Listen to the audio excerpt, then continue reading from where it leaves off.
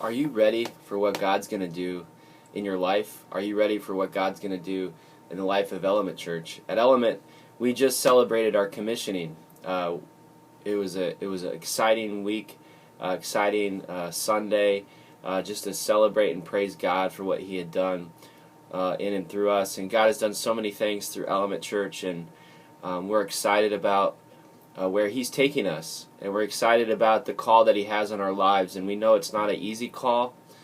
We know it's a tough call.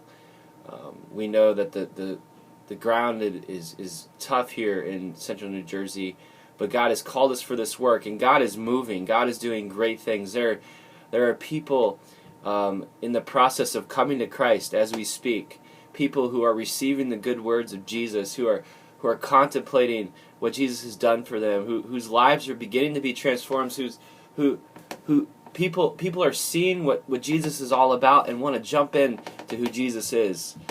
Just this week, somebody that we're connected to through our missional communities, who is not yet a believer, saw what we did, how we serve our community, and wanted to serve his community abroad, and started to lead the charge in serving the community. Just because he has seen what Jesus is like in and through our missional communities. And so I know that God is on the move through Element Church, and we can't wait for what he has for us. But are you ready for what he has for you?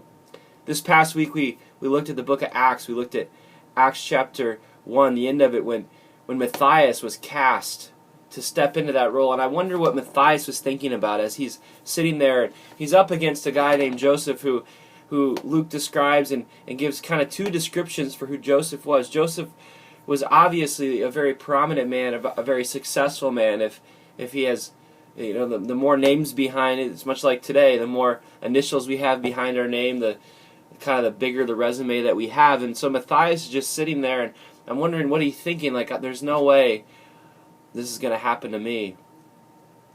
But God saw fit that he was ready.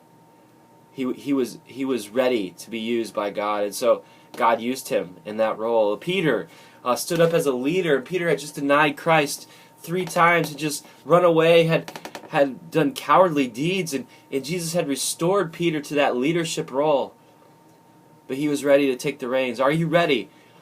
I think it's clear that it doesn't matter what your resume is. It doesn't matter how perfect you are, how good you are. That if Jesus wants to use you, he will use you. And I think the posture of both Peter and Matthias, especially as we look at the life of Peter, is just a posture of just willingness, of just surrender to Jesus. If your heart life is surrendered to Jesus, and you want to live for Jesus, he can use you if you just let him. But so many times in our life, we just get consumed with our own stuff, our own pride, our own arrogance. We want it done our way. We get apathetic.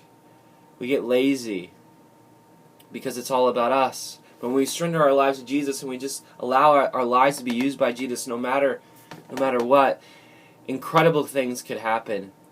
And I know we have a group of people at Element Church that are standing there and are saying, just use me. I'm willing to be used by God, and God will use you, and I cannot wait to see what God goes through Element Church. But are you ready to be used by Jesus?